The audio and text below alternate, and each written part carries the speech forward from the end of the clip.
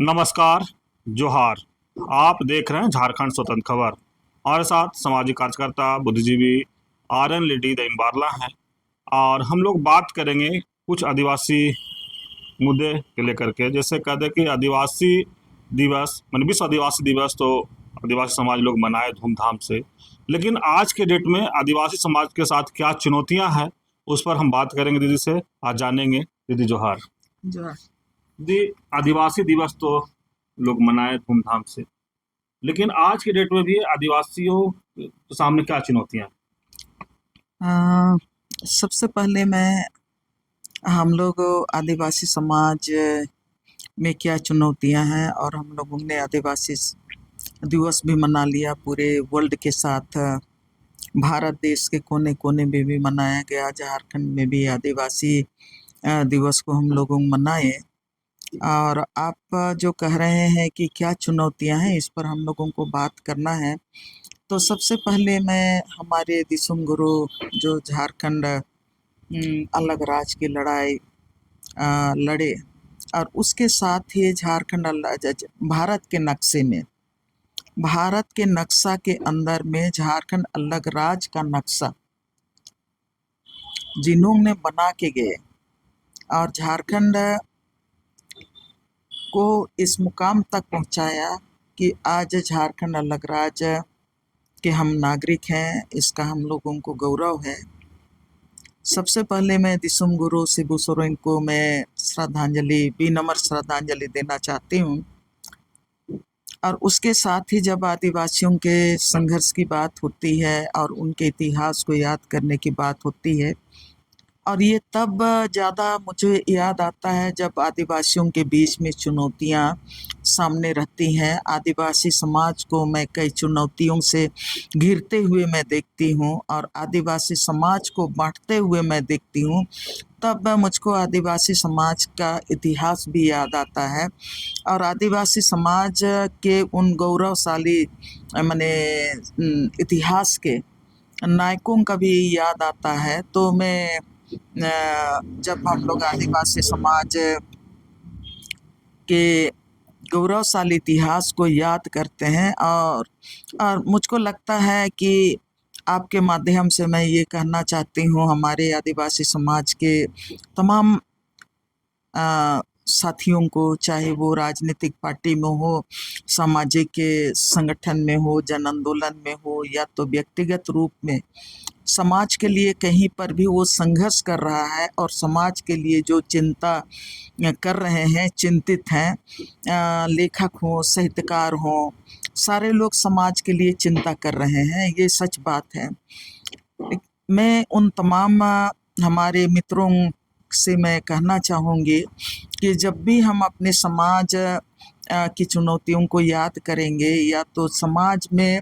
जो आज की तारीख में जो हम खामियां पाते हैं अपने में, अपने बीच में, अपने संगठन के बीच में, जिन खामियों को हम देखते हैं और समझते हैं, और समाज को फिर हम किस तरह से संगठित करने की बात करते हैं,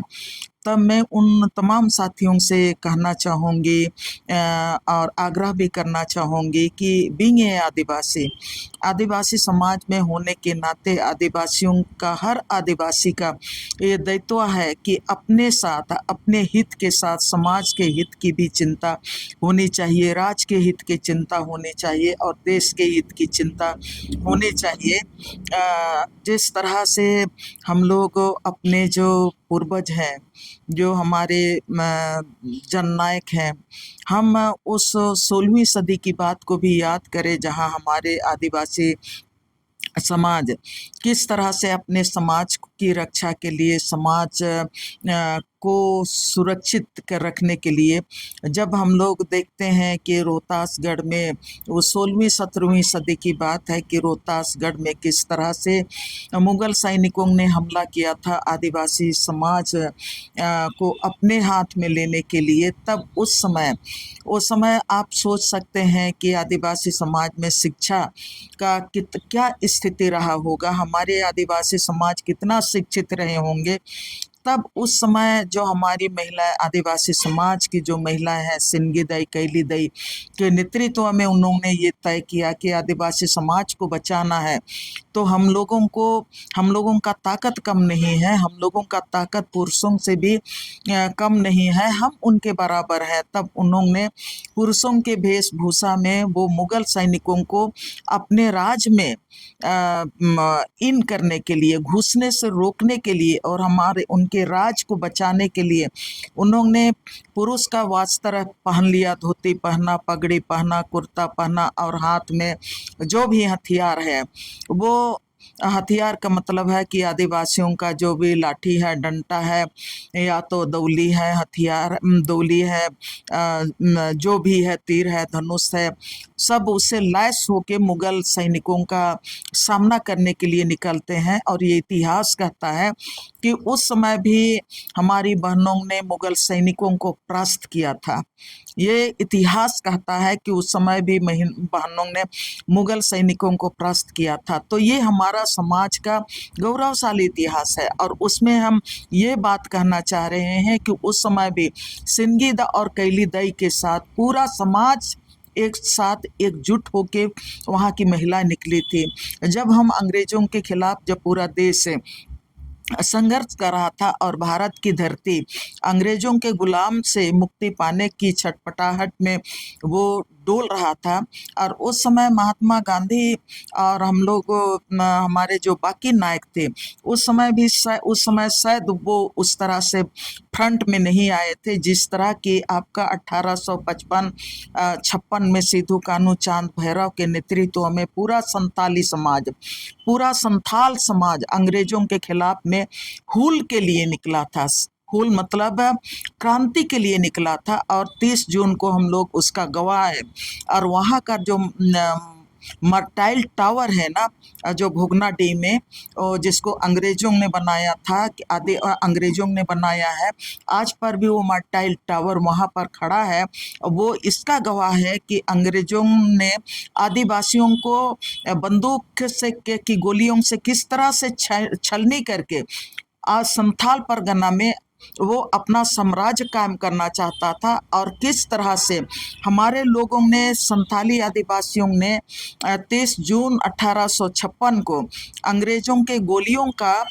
सामना करते हुए, तीर और धनुष से सामना करते हुए, उन्होंने वहाँ पर 25,000 से ज़्यादा आदिवासी पुरुष, स्त्री, बच्चे, सबको ही वहाँ पर उनकी आहुति दी गई। आहुति मतलब वो शहीद हो गए। लेकिन इतिहास कहता है कि आदिवासियों ने कभी भी वो पीठ पीछे करके वहाँ से भागा नहीं, अंग्रेजों के साथ संघर्ष करते हुए। तो ये हमारा सामुदायिकता का इतिहास है, सामुदायिक संघर्ष का इतिहास है। और आज वही है कि आज आदिवासी समाज में सिद्धू कान्हू चांद भैरव और आपका फूलो झानो के नेतृत्व में आदिवासी अंग्रेजों के खिलाफ में जो शहादती संघर्ष हुआ, जहां पर कहीं पर भी आदिवासियों ने घुटना नहीं टेका, उसका सामुदायिक संघर्ष का एक इतिहास आज भारत के इतिहास में अंग्रेजों के खिलाफ ये गौरवशाली इतिहास उन्होंने रच के गया। और इधर आप आएंगे मध्य झारखंड की तरफ, तब आप देखेंगे कि कान्हू मुंडा और भरमे मुंडा, डोंका मुंडा के नेतृत्व में किस तरह से उस समय आपका ये हम लोगों का ये तमाड़ इलाका में किस तरह से आदिवासी लोग आपका 1832-33 ईस्वी में 22-23 ईस्वी में किस तरह से वहाँ के आदिवासी मुंडाओं ने एक साथ इकट्ठा होने के बाद उन्होंने अंग्रेजों के खिलाफ में जो आंदोलन किया, और वो अंग्रेजों के सामने उन्होंने घुटना नहीं टेका। और उसी के दरमियान से फिर बिरसा मुंडा का सामने आते हैं, और बिरसा मुंडा के नेतृत्व में भी जो आदिवासी मुंडाओं ने आंदोलन किया वो बिरसा उलगुलान के नाम से जाना जाता है। और जो कान्हू मुंडा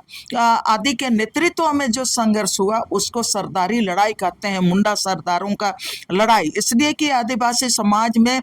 जिस इलाके की बात कर रहे हैं वो मुंडारी खुटखटी इलाका वही इलाका है। और वहाँ पर जो गांव में जो मान के मुंडा होते हैं, हम लोगों का मुंडा जो होते हैं, गांव मुंडा जो होते हैं, उन मुंडाओं के नेतृत्व में गांव का जो ट्रेडिशनल लीडर थे मुंडा लोग, गांव का हतू मुंडा जिसको बोलते हैं, उनके अगुवाई में जो लड़ाई लड़ी गई वो उसी को सरदारी या तो मुंडा लड़ाई कहते हैं। और उसके बाद वहां पर भी आपका बिरसा मुंडा के सम का जो उलगुलान हुआ, उसी उलगुलान का इतिहास का ये डुम्बारी बुरु का कहानी सब कोई जानते हैं कि किस तरह से वहाँ पर 9 जून को वहाँ पर आदिवासी मुंडाओं के ऊपर में अंग्रेजों ने हमला किया और किस तरह से वहाँ पर आदिवासियों का लाशें बिछी गई, ये सब कोई जानते हैं। और उसी तरह से आप हम लोग आगे जाएंगे 1832-33 ईस्वी की तरफ आगे हम लोग बढ़ेंगे, आगे जो जहाँ कोल्हान के इलाके में, तो वहाँ पर सिंगराय मानकी, बिंद्राय मानकी और पोटो हो के नेतृत्व में पूरा आदिवासी समाज अंग्रेजों के खिलाफ वो संघर्ष किया और पूरा अंग्रेजों के खिलाफ संघर्ष किया। एक तो मैं ये कहना चाहूँगी कि जो यहाँ पर आपका लैंड सेटलमेंट एक जब होने लगा तब उसका विरोध ये तमाम नेताओं ने किया। ये आदिवासी समाज ने, चाहे आप इनकी बात करेंगे, सिद्धू कान्हू की बात करेंगे, या तो आपका ये कान्हू मुंडा के नेतृत्व में आंदोलन की बात करेंगे, बिरसा मुंडा के नेतृत्व के आंदोलन की बात करेंगे, तो वो सेटलमेंट के खिलाफ में और जो टैक्स उनके ऊपर में थोपा जा रहा था उसके खिलाफ में 1880 के दशक में मुंडा आदिवासियों ने स्वीकार नहीं किया। हम टैक्स किसी तरह का स्वीकार नहीं करते हैं, इसलिए कि हमारा पूर्वजों का ये जंगल साफ किया हुआ जमीन है, गांव बसाया हुआ जमीन में है, इसमें हम किसी तरह का टैक्स नहीं देंगे। और उसी के लिए वहाँ खूंटी इलाका में आपका मुंडारी कुटकटी क्षेत्र है और वहाँ पर अभी भी मुंडाओं को वो जिम्मेदारी दी गई है कि अपने गांव का रसीद आप अपने तरह से आप अपने लोगों के बीच में से कलेक्ट करके चंदा के रूप में आप सरकार को देंगे। तो ये कोल्हान के इलाके में भी, कोल्हान के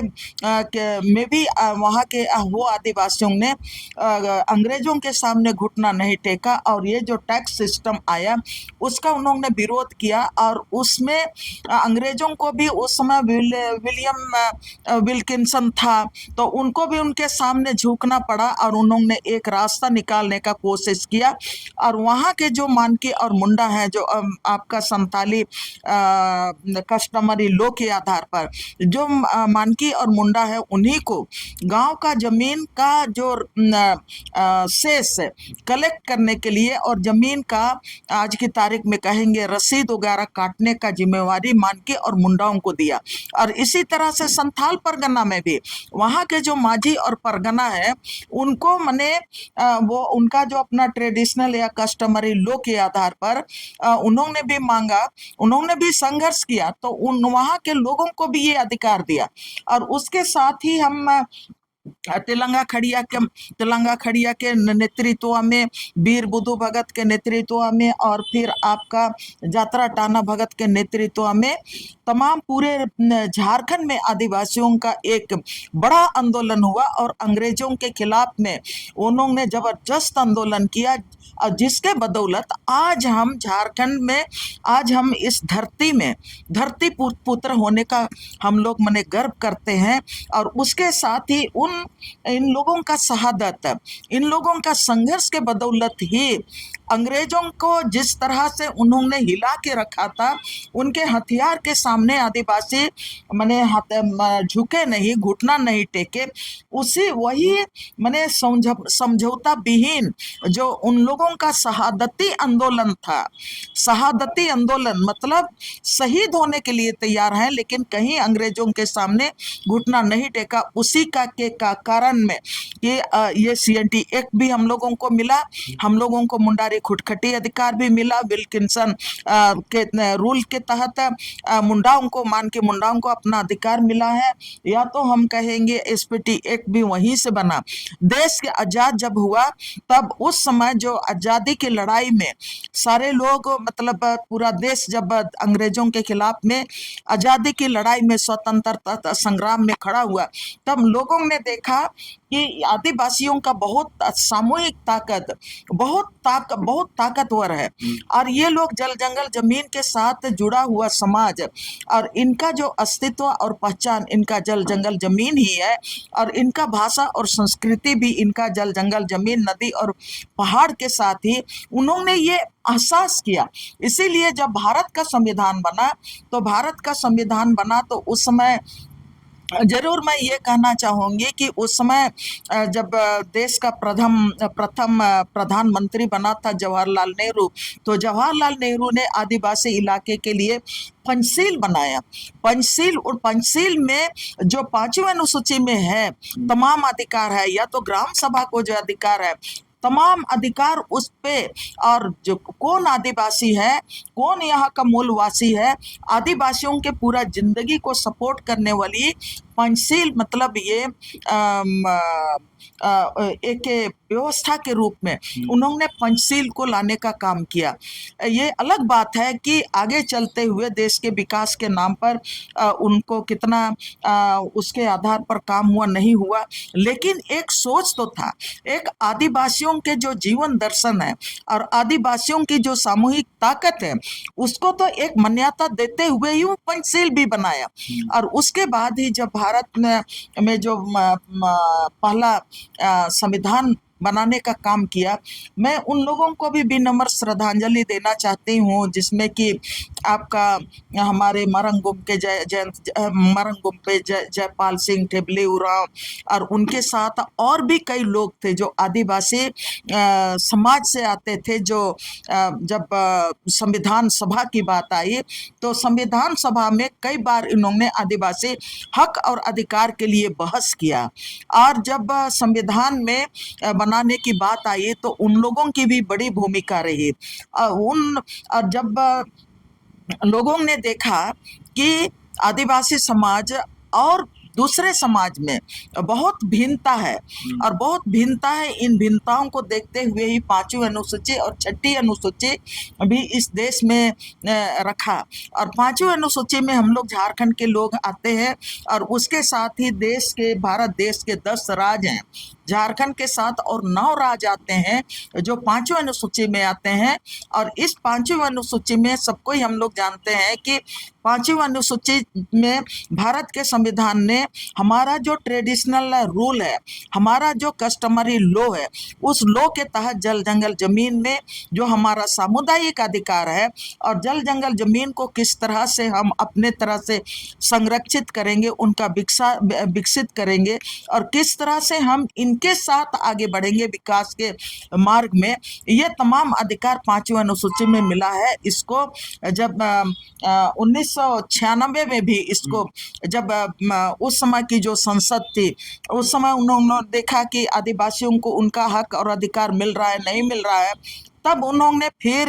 ये समीक्षा करने के लिए उस समय दिलीप सिंह भूरिया को के नेतृत्व में कमेटी बनाया और दिलीप सिंह भूरिया को अध्यक्ष बनाया और पूरे देश के आदिवासियों के का जो स्टेटस है, उनके जो संवैधानिक अधिकार है, उनका क्या पालन हो रहा है, आदिवासियों को भारत के संविधान का लाभ मिल रहा है नहीं मिल रहा है, तब उन्होंने फिर देखा और जो रिपोर्ट मैंने संसद में उन्होंने रखा, तब उसके बाद लोगों ने रियलाइज किया और उसके साथ जो रिकमेंडेशन था और उस रिकमेंडेशन के में को भारत के संसद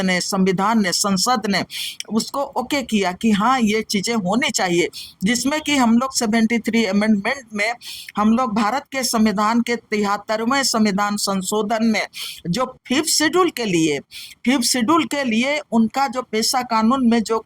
उनमें जो 5वीं अनुसूची में जो अधिकार थे, उसी अधिकार के तर्ज में और हमारा CNT एक्ट, SPT एक्ट, हमारा जो रूढ़िवादी व्यवस्था के तहत जो हमारा अधिकार है, उन तमाम अधिकारों को सम्मान करते हुए उन्होंने 23 जो प्रावधान किए वो इसीलिए किया गया कि हमारा संघर्ष का इतिहास का ये प्रतीक है और आदिवासियों के स्वशासन का प्रतीक है। तो वो वहाँ तक हम लोग पहुँचे और वहाँ तक यहाँ तक आने के बाद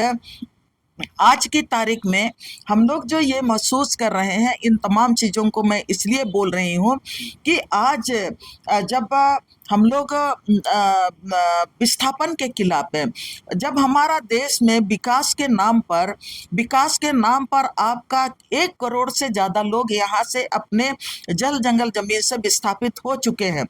और यहाँ पर जो भी विस्थापन हुआ है और उन विस्थापितों की जिंदगी आज पूरी तरह से नारकीय है। उनका मने जाति का पहचान नहीं है, उनका भाषा का पहचान नहीं है, वो लोग कहाँ पर है, किस स्थिति में है, उनका कोई आंकड़ा ना तो हम सामाजिक संगठन के पास है, जन आंदोलन के पास भी नहीं है, ना तो सरकार के पास उसका आंकड़ा है। लेकिन हमारे लोग विस्थापन पर विस्थापित होते जा रहे हैं, और विकास के नाम पर 20 लाख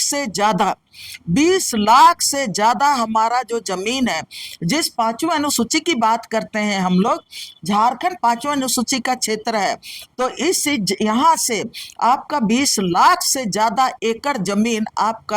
ऑलरेडी कंपनियों के नाम से, या तो माइनिंग के नाम से, डैम के नाम से, या तो शहरीकरण के नाम से। और आज की तारीख में मैं ये कहना चाहूंगी, 2025 की आंकड़ा की बात करेंगे तो 20 लाख से ज्यादा वो आंकड़ा हो गया कि आज हमारा जो शहर का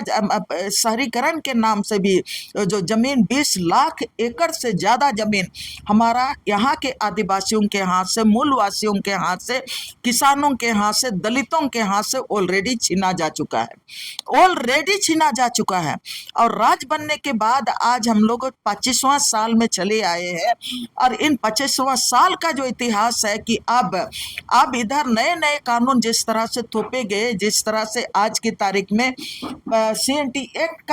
का कोई मान्यता मतलब विकास के नाम पर नहीं रखा जा रहा है, और फिर आपका 5वीं अनुसूची के अधिकारों का पूरी तरह से हनन हो रहा है, पूरी तरह से CNT एक्ट, SPT एक्ट का हनन हो रहा है। एक तरफ से कहेंगे कि हत्याएं हो रही है, और वहां पर जिस तरह से मैं बार बार ये कहती हूँ कि किस तरह से लैंड बैंक के नाम पर हमारा पूरा समाज का सामुदायिक जमीन, चाहे वो हमारा उरांव का जमीन है, मुंडा का जमीन है, हो इलाका है, या तो संथाल इलाका है, या तो हम लोगों का जिस भी समुदाय का इलाका है, पूरे झारखंड से आज की तारीख में अगर आंकड़ों में आप उसको सर्वे करेंगे तो 20-22 लाख एकड़ से ज्यादा जमीन भूमि बैंक में वो आज की तारीख में भारतीय जनता पार्टी ने जो शुरुआत की थी रघुवर दास ने झारखंड में, वो पूरी तरह से आज की तारीख में गांव से गांव के लोगों का, किसान के लोगों का, हर किसी का जंगल को, जमीन को, नदी और पहाड़ को जिस तरह से आइडेंटिफाई करके भूमि बैंक में डाल दिया गया है, आज की तारीख में 25 लाख से एकड़ से भी ज्यादा जमीन हो गया है। और पूरी तरह से जहां पर कस्टमरी लॉ की बात हम लोग करते हैं, आदिवासियों का कस्टमरी लॉ की बात करते हैं, जहां CNT एक्ट की बात करते हैं, मुंडारी खुटखट्टी की बात करते हैं, 5वीं अनुसूची की या आपका संथाल परगना की बात करते हैं, आज की तारीख में आदिवासियों का जो कस्टमरी लॉ था उसको 2014 और 19 के बीच में जो भारतीय जनता पार्टी ने लेके आया, 5वीं अनुसूची का उल्लंघन करते हुए, तमाम कानूनों को उल्लंघन करते हुए जो भूमि बैंक बनाया रघुवर दास ने, वो पूरा हमारा कस्टमरी लॉ, जो हमारा जो मैंने संवैधानिक, एक तो भारत के संविधान ने भी दिया, दो तरह से हम लोगों के अधिकारों का हनन हुआ। एक तो हमारा कस्टमरी लॉ का हनन हुआ। कस्टमरी लॉ मतलब जो गांव पर हमारा जो सामुदायिक जमीन पर, गांव में, पूरे गांव क्षेत्र में सामुदायिकता का जो अधिकार था, उसको उन्होंने, अंग्रेजों ने तोड़ा। अंग्रेजों के खिलाफ हम लोग लड़ाई लड़ सके, लेकिन ये जो मैंने बाद में भारतीय जनता पार्टी ने जो आई 2014 और 19 के बीच में, वो किसी को पता भी नहीं चला कि भूमि बैंक कैसे बना। रातों रात उन्होंने अपने अधिकारियों को पकड़ के एक एक प्लॉट नंबर, एक एक खाता का एक एक प्लॉट नंबर, एक एक रकबा को उन्होंने भूमि बैंक में शामिल कर दिया। मैं हमेशा बोलती हूँ कि इसमें हजारों हजार सरना और मसना घटना सिर्फ एक एक जिला में है। एक एक जिला में हड़गड़ी, जिसको हम लोग अपना माने परंपरा या तो कस्टमरी लॉ का जो हमारा हिस्सा है, एक एक चीज अखड़ा है, सरना है, मसना है, मंदिर है, मस्जिद है, सारा चीज आपने भूमि बैंक में आपने शामिल कर दिया। और आज की तारीख में जिस तरह से आपने भूमि बैंक का अवधारणा दिया और जिस तरह से पूरे वर्ल्ड के जो पूंजीपतियों को बुला के आप उनको देने का काम कर रहे हैं, आज पूरी तरह से कस्टमरी लॉ यानी कि आप मुंडारी खुटखटी क्षेत्र में भी लैंड डिजिटलाइजेशन के तहत में आप पूरी तरह से मुंडाओं को जो जमीन का रसीद काटने का अधिकार आपने दिया था, वो अधिकार आप छीन ले रहे हैं। और पूरे मुंडारी खुटखटी क्षेत्र का एक एक इंच जो जमीन है वो मुंडाओं का है, गांव के लोगों का है, उसमें आप बाहरी लोगों को उसमें आप प्रवेश करा दिया। कोल्हान में जो मान की मुंडाओं को आपने जो अधिकार दिया था कि आप गांव के लोगों का अपने पीढ़ के भीतर का किसानों का जमीन का रसीद तुम काटो, ये जो अधिकार दिया था उसको लैंड रिकॉर्ड डिजिटलाइजेशन प्रोग्राम ला के ये भारतीय जनता पार्टी ने उसको पूरी तरह से छीन लिया। और उसके साथ ही कितना आपका जो जमीन जो सामुदायिक जमीन था वो जमीन को भी आपने छीनने का काम किया। तो ये पूरी तरह से हमारा कस्टमरी लॉ के खिलाफ में है। कस्टमरी लॉ में लोग कहते हैं कि मैंने इनका रूढ़िवादी, रूढ़िवादी क्या है? आप रूढ़िवादी केवल आप ही इसको मानते हैं कि हाँ कुछ कुछ चीजों को रूढ़िवादी मानते हैं। आज जो बहस का विषय चला है वो रूढ़ि व्यवस्था पर आप बहस कर रहे हैं, लेकिन हमारा ये रूढ़िवादी व्यवस्था को आप जहां पर हमारा समाज का सामुदायिक अधिकार है, हमारा खतियान पार्ट 2 हमारा रूढ़ी व्यवस्था का एक हिस्सा है। हमारा गांव में जो जमीन है, व्यक्तिगत जमीन, खानदानी जमीन, वो हमारा रूढ़ी व्यवस्था का एक हिस्सा है। नदी और नाला में हमारा पूरे रूढ़िवादी व्यवस्था में पूरे समाज का जो सामुदायिक अधिकार है वो भी आपका रूढ़ी व्यवस्था के अंतर्गत में आता है। तो आज आप उस तमाम चीजों को देख नहीं पा रहे हैं और रूढ़ी व्यवस्था को लेके आप एक दूसरे पर हमला कर रहे हैं, लेकिन आप इन अधिकारों को देख नहीं पा रहे हैं। ये सबसे दुर्भाग्य की बात है। इसीलिए मैं इतना तमाम चीजों को बात को लाके ये चुनौतियों की बात मैं कहना चाह रही हूँ कि आज पूरी तरह से हमारे रूढ़ी व्यवस्था पर हमले हो रहे हैं। जंगल जमीन पर हमारा जो 5वें अनुसूची पर जो हमला हो रहा है, ये तमाम हमला हो रहा है। तो आपका हमारा रूढ़िवादी व्यवस्था और हमारा संवैधानिक हम अधिकार पर हमला हो रहे हैं, इस पर भी बात होना चाहिए, ये हम कहना चाहते हैं। रूढ़िवादी व्यवस्था पर हमला कौन कर रहा है? रूढ़िवादी व्यवस्था पर हमला जो अभी हम लोग बात करने के लिए जो बैठे हैं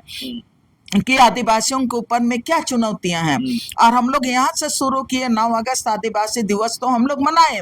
सब जगह आदिवासियों ने स्लोगन दिया, आदिवासियों ने स्लोगन दिया, एक तीर एक कमान आदिवासी एक समान। सबको यही, हर जगह लोग यही मतलब स्लोगन दिया अपने अपने बैनर में, एक तीर एक कमान आदिवासी एक समान। ये तो आप कह रहे हैं, लेकिन और पूरे मैंने सबको ये मैंने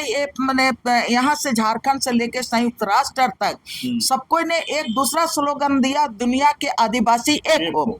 ये स्लोगन तो हम लोगों ने दिया, लेकिन दुखद बात यह है कि ये स्लोगन तक ही आप रहने दे रहे हैं। आप स्लोगन को स्लोगन तक ही रहने दे रहे हैं, जमीन तक आप उतरने नहीं दे रहे हैं। इसीलिए मैं आपको आपके इतिहास का, आपके संघर्ष का को मैं याद दिलाना चाह रही हूँ कि आप चाहे सिद्धू कान्हू का लड़ाई हो, चाहे तो बिरसा मुंडा का लड़ाई हो, चाहे पोटो हो के अंदर के नेतृत्व में आंदोलन की बात हो, या तो तेलंगा कड़िया के नेतृत्व में, या तो वीर बुद्धू भगत, या तो आपका जतराटाना भगत के नेतृत्व में आंदोलन की बात हो, वहां पर ये लोग थे एक तीर एक कमान आदिवासी एक समान थे। उस समय इन लोगों का स्लोगन इन लोगों ने नहीं दिया था, इन लोगों ने स्लोगन नहीं दिया था कि दुनिया के आदिवासी एक हो, लेकिन पूरा राज के आदिवासी वो लोग एक हो गए थे। अंग्रेजों के खिलाफ में वो लोग अपने बैरी को पहचानते थे, अपने दुश्मन को पहचानते थे और अपना हक और अधिकार को जानते थे। और इसीलिए उन्होंने पूरा भोगनाडीह से जो आंदोलन शुरू हुआ, तो आपका कोल्हान से लेके पूरी तरह से आपका खड़िया खड़िया इलाका और उराव इलाका पूरा झारखंड वो आंदोलित हो उठा। तब हम लोगों ने अंग्रेजों के खिलाफ में जो आंदोलन का जो बिंगुल फूके थे वो आज की तारीख में सुनहले अक्षरों में देश के स्वतंत्रता संग्राम में आदिवासियों ने अपना संघर्ष को सुनहले अक्षरों में लिख छोड़ा। तो आपने जो सवाल किया कि तो कौन अभी मतलब ये आपने क्या सवाल किया था? रूढ़िवादी व्यवस्था पर जो बोले थे कि हाँ, कौन कर रहा है? अभी तो मैं ये कहना चाहती हूँ कि आजादी के बाद फिर कोयलकारों का आंदोलन हुआ, तो कोयलकारों का परियोजना के खिलाफ जो आंदोलन हुआ वो आंदोलन आपका यहाँ अभी वर्तमान खूंटी जिला से आपका देखिए गुमला जिला, आपका खूंटी जिला से गुमला जिला, आप कितना गांव थे? वो आपका 256 गांव, 256 गांव, और 256 गांव में वहां पर उराव थे, मुंडा थे, संथाल थे, वो थे, खड़िया है, वहां पर आपका मूलवासी समाज भी है, वहां पर तुरी है, लोहरा है, वहां पर डोम भी है, हर तरह के लोग हैं, घासी और चमार है। लेकिन वो लोग बोलते थे कि कोयलकारो होका है पे, तो कोयलकारो होका है पे माने कोयलकारो परियोजना को रद्द करो। तो यहाँ से मुंडा इलाका से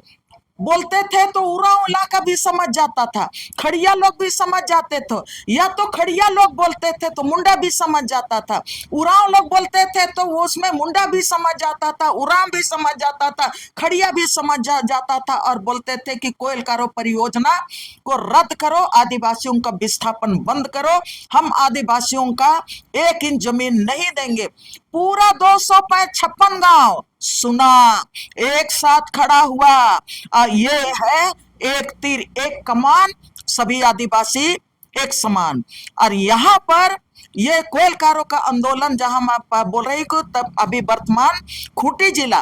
जिला और पश्चिमी सिंहभूम का भी हिस्सा पड़ता है, खूंटी जिला, पश्चिमी सिंहभूम का हिस्सा, और गुमला जिला, और उसके साथ आपका इधर सिमडेगा का बॉर्डर भी पड़ता है। इतना बड़ा इलाका में आप सोच सकते हैं वहां पर जो मतलब परंपरागत व्यवस्था से जो राजा थे ना गांव के, उन राजा को कोयलकारो जन संगठन का अध्यक्ष बनाए थे। और कौन थे? राजा पौलुस गुड़िया को अध्यक्ष बनाया गया था। और आप सुनिए, उधर जो आपका मैंने उस इलाके में, कोयल इलाके में आज भी पीसी बड़ाइक है।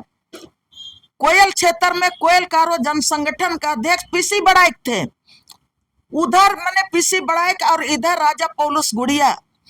पौलुस गुड़िया को बोलेंगे तो आज की तारीख में बोलते कि रूढ़िवादी का नहीं है, वो क्रिश्चियन समुदाय से है। और मैंने उसके बाद उसका महासचिव लोग कौन लग था, या तो उसके बाद जो आज अध्यक्ष कौन है, तो हमारा मोजेस गुड़िया पहले थे, राजा पौलुस गुड़िया के पहले मोजेस गुड़िया थे उस आंदोलन का अध्यक्ष मोजेस गुड़िया थे। उसके बाद राजा पौलुस गुड़िया, आज की तारीख में सोमा मुंडा है। आज की तारीख में सोमा मुंडा, यहाँ पर सब हैं, मूलवासी हैं, आदिवासी हैं, सरना है, ईसाई हैं, हर जाति और समुदाय के 256 गांव में कौन कौन है जाके सर्वे कर लेना चाहिए। सब कोई मिलके एक आवाज में कोयलकारो परियोजना के खिलाफ खड़ा हुआ, और जहां पर 2-2.5 लाख लोग विस्थापित होते, और 2.5 लाख जहां पर विस्थापित होते आदिवासी मूलवासी किसान, उस विस्थापन को रोकने का काम किया। और उसी तरह से नेतरहाट में आप चले जाइए, नेतरहाट इलाके से आपका यहाँ बिशुनपुर से शुरू होता है, लातेहार, गुमला, ये सारा चीज आता है, सारा जिला आता है। और वहां पर देखिएगा कि इस पहाड़ के उस पार में एक गांव है, फिर उस पहाड़ के उस पार में फिर दूसरा गांव है। कितना बड़ा इलाका होगा आपका ये फील्ड फायरिंग रेंज का इलाका। लेकिन उन तमाम इलाकों के 245 गांव के लोग वहां पर, तो मैंने झारखंड के जितने भी 32 जनजाति बोलेंगे ना भारतीय संविधान के आधार पर, 32 जनजातियों में से वहां पर उरांव भी है, मुंडा भी है, वहां पर खड़िया भी है, वहां पर आपका कुछ मैंने संथाल भी होंगे निश्चित रूप से, और 32 जनजातियों में बिरहोर है, कोरबा है, बिरजिया है, सारे लोग वहीं पर है। सबको एक साथ कैसे समझ गए? वो लोग बोलते हैं कि नेतरहाट फील्ड फायरिंग रेंज को रद्द करो। अगर एक मैंने उन लोगों का नेता, सामाजिक नेता हल्ला किया कि नेतरहाट फील्ड फायरिंग रेंज को रद्द करो, तो पूरा इलाका मैंने बोलता है कि नेतरहाट फील्ड फायरिंग को रेंज रद्द करो, रद्द करो। आज की तारीख में हेमंत सोरेन को धन्यवाद देते हैं कि उन्होंने जो वहां से आपका टुटुआ पानी में 1.5 लाख 2 लाख लोग आज भी जमा होते हैं, फील्ड फायरिंग रेंज को रुकवाया। उनका एक्सटेंशन जो हो रहा था ना उसमें गजट में, उसको भी इन्होंने रुकवा लिया। वहां से 200 किलोमीटर चल के, और 200 किलोमीटर कौन चला उसको भी मतलब हम लोगों को समझना चाहिए। वहां का उराव केवल चला, क्रिश्चियन केवल चला, या तो नन क्रिश्चियन चला, सरना चला, या तो कौन कौन चला, कौन कौन चला, सब कोई वहां पर चले, हर व्यक्ति चला। जो को इनका राज का जो मैंने जो राज का भूमि पुत्र है, हर कोई चला। वहां पर आदिवासी भी चला, मूलवासी भी चला, वहां पर जो मजदूर क्लास के लोग हैं वो भी चला, सब कोई चला। तब आज वहां भी नेतरहाट फील्ड फायरिंग रेंज के खिलाफ में जो लड़ाई 40 साल से जो लड़े हैं, अभी वो लोग जीत हासिल किए हैं। तो मैं ये कहना चाहती हूँ, आपने जो सवाल किया कि कौन कर रहा है, आज की तारीख में जिस चुनौतियों की बात हम लोग करने जा रहे हैं, वो चुनौतियां ये है। रांची शहर में हम लोग 10 लोग हैं, आदिवासी समाज में 10 पढ़े लिखे लोग हैं, 10 लोग एक दूसरे से टकरा रहे हैं, एकदम सही बोल। 10 लोग एक दूसरे से टकरा रहे हैं। रांची की राजधानी में 10 लोग हैं, 10 लोग एक दूसरे के खिलाफ में हम लोग खड़े हुए हैं। 10 लोग मतलब ये कोना वाला उस कोना को मारेगा, उनको उन कोना को मारेगा। मैं लगातार मैं देख रही हूँ कि हम लोग 10 लोग हैं, 10 लोग आपस में टकरा रहे हैं। हम लोग ये कह रहे हैं कि तुम सरना हो, तुम ईसाई हो, तुम इस रूढ़ी से नहीं आती हो, तुम उस रूढ़ी से नहीं आते हो। झंडा का भी विवाद होगा दीदी, अब मुंडा झंडा होगा, सरना झंडा होगा, अब उस पर भी मैं आऊंगी। तो अभी तो हम लोग 10 आदमी हैं, तो 10 आदमी में हम लोग अगर एक साथ बैठ नहीं पा रहे हैं, तो ये हमारा सबसे बड़ी चुनौती है। सबसे बड़ी चुनौती यही हमारा है कि आज हम अपना इतिहास को मैंने खो दिए हैं। हम अपना रूढ़ी व्यवस्था को मैंने पहचान नहीं रहे हैं। रूढ़ी व्यवस्था वो है कि आपका खूंटी से लेके आपका गुमला तक का 256 गांव के लोग अगर एक आवाज को पहचाने, अगर वहां से बल्कू खड़िया आवाज दे रहा है, पीसी बड़ाई का आवाज दे रहा है, बल्कू खड़िया वो तेतरा का ये है, कोयलकारो जन संगठन का हम लोगों का बुजुर्ग थे वो बल्कू खड़िया, और वहीं से एक हम लोगों का और एक बुजुर्ग है, वो मैंने वो गीत गाते थे, सोना होले बदलाए रूपा होले बदलाए धरती मैया के कैसे रे बदलबो। अगर वहां से हमारा एक खड़िया बाप गीत गा रहा है तेतरा के टोंगरी से, तेतरा टोंगरी उस टोंगरी को कहते हैं कि जहां पर पूरे क्षेत्र के जब वहां पर सरकारी अधिकारी लोग जाते थे ना जमीन के लिए नापी वगैरह करने के लिए, तो हाँ उस पहाड़ में नगाड़ा बजता था। अच्छा। नगाड़ा बजता था तो चारों तरफ वो नगाड़ा का आवाज आता था। जैसे नगाड़ा का आवाज आया तो पूरा क्षेत्र के आदिवासी लोग, मूलवासी लोग जमा हो जाते थे कि हमारा जमीन लेने के लिए लोग आता था। ये है हमारा रूढ़िवादी व्यवस्था। नगाड़ा का आवाज को लोग सुन के आता था, और ये वहां पर मैंने संघर्ष के लिए लोग खड़ा रहता था। एक एक गांव नहीं बोलता था कि कौन नगाड़ा बजा रहा है, कोई नहीं सोचता था कि वहां पर कौन जा रहा है, नहीं जा रहा है। तो आज की तारीख में ये हमारे लिए बड़ा चिंता का कारण है, आदिवासी समाज के लिए चिंता का कारण है कि जहां 5 लोग हैं वहां पर 4 लोगों में मतभेद ही नहीं मिलता है। 3 लोग हैं तो तीनों लोगों में मतभेद नहीं है। सब कोई हमारी एकता, जमीन कैसे बचेगा, जंगल कैसे बचेगा, हमारी बेटी बहुएं कैसे सुरक्षित होंगे, उस पर कम ध्यान रहता है। और एक दूसरे को ऊपर में सिर्फ हम हथियार फेंकने में लगे हैं कि उनका मुंह कैसे बंद करेंगे, वो तेज बोला है तो उसे तेज आवाज में हम कैसे बोलेंगे। ये तो आज आपने सवाल किया कि कौन है, कोई बाहर का नहीं है, चुनौती हम लोग खुद बन गए हैं। आज आदिवासी समाज में जितने भी हम लोग हैं, जितने भी हम लोग नेतृत्व में हैं, वो लोग चुनौती बन गए हैं। और इस तरह का चुनौती बन गए हैं, मुझको बड़ा हैरानी होने लगा कि आदिवासी दिवस को आप लोग बोलने लगे हैं कि नहीं ये तो क्रिश्चियनों का देन है। मैं तो उन लोगों को भी पहचानती हूँ, मैं नाम नहीं लेना चाहती हूँ,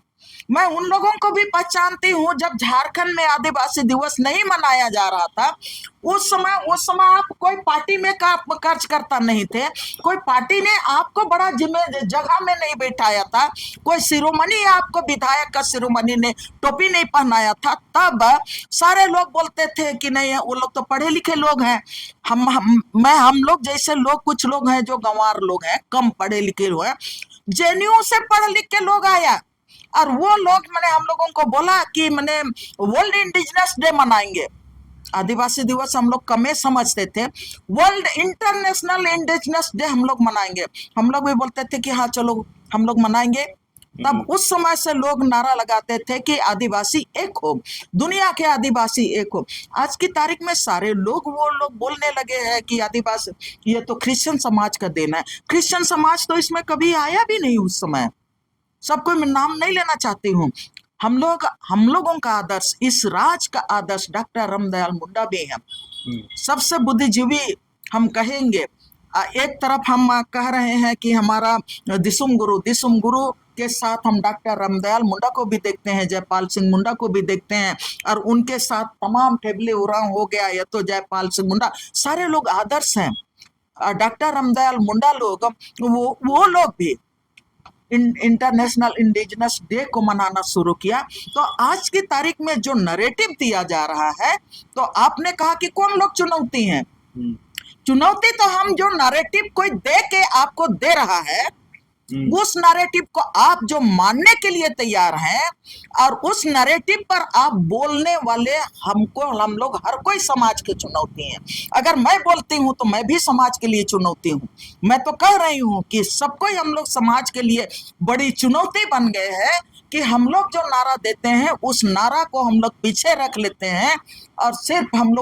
लोगों को नैरेटिव बना के दे देता है, स्लोगन बना के दे देता है, तो हम उस स्लोगन को ही अपना हथियार मान के हम समाज के सामने ले जाके खड़ा हो रहे हैं। तो ये बात इसलिए इतना मैंने मेरा मन में बहुत पीड़ा है, इसलिए कि हम लोगों ने जिंदगी दिया है। हम लोग जिस कोयलकारों की बात करते हैं के खिलाफ लड़ाई की बात करते हैं, जो नेत्राहाट पिलपायरी रेंज के खिलाफ लड़ाई की बात करते हैं, आज की तारीख में तो पूरा गांव का गांव जमीन से लुटा रहा है, गांव का जमीन लुटा रहा है। लेकिन मैं मैदान में घूमते रहती हूँ, एक भी व्यक्ति को, एक भी हमारे नेताओं को गांव में किसी का जमीन लुटा रहा है, उस जमीन को मैंने ना लुटाए, उसके लिए संगठित होते हुए मैं नहीं देख रही हूँ। संगठित ताकत बना के हम उनको रोकेंगे। और जहां पर लोग कहते हैं कि घुसपैठियों को रोकने के, घुसपैठी तो सब हमारा जो सिस्टम है ना, चाहे आप लैंड बैंक का सिस्टम बोलिए, डिजिटलाइजेशन का सिस्टम बोलिए, या तो वन नेशन वन लॉ के नाम पर आप लैंड रिकॉर्ड अपने हाथ में कब्जा करने की बात कीजिए, सब आप वहां पर घुसपैठियों को घुसाने का काम कर रहे हैं। और इसीलिए ये जो हम लोग बोलते रहते हैं, इसीलिए हम लोगों के खिलाफ भी लोग बोलते हैं, और इसीलिए तमाम लोगों को यहाँ पर समाज में जो जिनको लगता है कि ये हमारे नैरेटिव को आगे बढ़ा सकता है, वो उनके नैरेटिव को धरा के हम ही लोगों को इस्तेमाल कर रहा है। ये हमारे आदिवासी समाज के लिए बहुत दुखद का विषय है। और हम लोग जो नारा देते हैं कि दुनिया के आदिवासी एक हो, मैं ये बात इसलिए कह रही हूँ कि सभी लोगों ने आदिवासी दिवस मनाया, और सभी कोई अभी गुरुजी जब जिंदा थे तब उस समय उनका पार्लियामेंट में जो भाषण हुआ ना, वो सबको शायद हम लोग कम ही देखने सुनने का मौका मिला था। लेकिन उनके निधन के बाद गुरुजी का पार्लियामेंट में जो भी स्पीच दिया, मैं भी हैरान रहती हूँ कि गुरुजी ने कभी भी सिर्फ आदिवासियों की बात नहीं की, कभी भी उनका हर एक भाषण में आप देखिएगा आदिवासी हैं, दलित हैं, मुस्लिम है, सरना है, ईसाई है, मजदूर क्लास है, सबको ये उनका इसमें उनका स्पीच में। तब मुझको लगता है कि ये गुरुजी थे, सही में वो देशुम गुरु थे। आज हम लोग उनके नाम पर बहुत सारे लोग चाह रहे हैं कि उनके द्वारा जो मतलब जो हम लोगों को राह दिखाया, उस राह में ना जाके हम लोग दूसरे तरफ जा रहे हैं, तो हम लोग सबको को श्रद्धांजलि देते हैं। तो श्रद्धांजलि का क्या मतलब? अंतिम में मैं कहना चाहती हूँ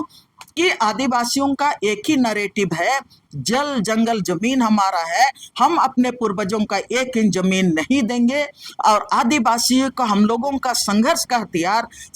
चांद भैरव सिद्धू कान्हू, तिलका माझी, फूलो झानो, वीर बुद्धू भगत, तेलंगा खड़िया, बिरसा मुंडा, पोटो हो और कान्हू मुंडा, और उसके साथ सिंदरा मानकी, बिंद्रा मानकी ने जो संघर्ष का हथियार दिया है, सामुदायिक ताकत जो दिया है, उस सामुदायिकता का ताकत के बदौलत ही ये झारखंड बच सकता है। नहीं तो झारखंड के आदिवासी भी नहीं बचेंगे, मूलवासी भी नहीं बचेंगे, यहाँ पर कोई समुदाय नहीं बचेगा अगर हम इस तरह से सरना ईसाई का नरेटिव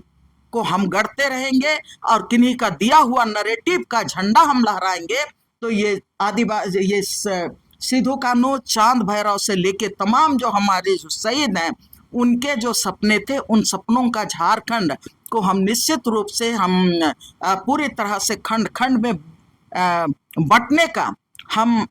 बंटने के लिए हम दोषीदार होंगे, हम अभिषिक्त होंगे। इससे बचना चाहिए और झारखंड को हम वो झारखंड बनाना चाहिए जहां से हमारे लोगों ने बिना पढ़े लिखे, उनके हाथ में स्मार्टफोन नहीं था, लेकिन वो लोगों ने एक संगठित ताकत बन के आदिवासियों के लिए, मूलवासियों के लिए, सबके लिए लड़ाई लड़ा। और ये झारखंड को जिस तरह से हमारे आंदोलनकारियों ने अलग झारखंड राज्य का दर्जा दिया, इस राज्य का सम्मान करना चाहिए, उस संगठित ताकत का सम्मान करना चाहिए। और पूरे झारखंड में जो भी हमारा जो CNT एक्ट में अधिकार है, SPT एक्ट में अधिकार है, मुंडारी खुटखटी में अधिकार है, 5वीं अनुसूची में अधिकार है, और ये पेशा कानून ने जो अधिकार दिया है, उस अधिकार को हम लोगों को लेने के लिए एकजुट होना पड़ेगा। अंतिम विकल्प हम लोगों का यही है। चलिए, अभी आप सुन रहे थे आयरन लेडी जनी बारला की बात, और एक शब्द ये कहे कि, या हम लोग पहले कहें कि जो आदिवासियों को चुनौती क्या है, उसी पर बात शुरू किए थे। लेकिन दीदी का जो दर्द है, लंबे समय से अपने जीवन का जो जंगल जमीन बचाने के लिए दिए, उसी का आज एक झलक दिखा कि इनका कैसे दर्द है। और बताए कि लोग अलग अलग तरह के नेगेटिव सेट करते हैं, उसी को लोग पकड़ लेते हैं। आज के लोग सरना ईसाई पर भी बात करते हैं। विश्व आदिवासी दिवस जब मनाते हैं तो कई लोग कहते हैं कि ईसाई लोग का है। लेकिन बोले कि जिस समय जब शुरुआत हुआ था, तो लोग विश्व आदिवासी दिवस के नाम से लोग नहीं शुरू करते। लोग, यहाँ के लोग नहीं, जेएनयू से लोग पढ़ के आए, वो इंग्लिश में उनका नाम दे करके आगे बढ़े। लेकिन आज का डेट अगर आदिवासियों को बचना है तो एकजुट होना बहुत ज़रूरी है। और जल जंगल जमीन एक ही नारा उनको स्लोगन बोलना होगा, सुनना होगा और करना होगा। अगर जिस तरह से बिखराव अभी आ रहा है, ये बोले कि सबसे बड़ा चुनौती वही है जो आदिवासी आपस में बिखर रहे हैं, लोग एक दूसरे पर कहें कि बातों में नहीं मिल पा रहा है, तो ही एक सबसे बड़ा चुनौती है। तो इस तरह खबर को देखने के लिए आप झारखंड स्वतंत्र खबर जुड़े रहिए। जोहार, नमस्कार।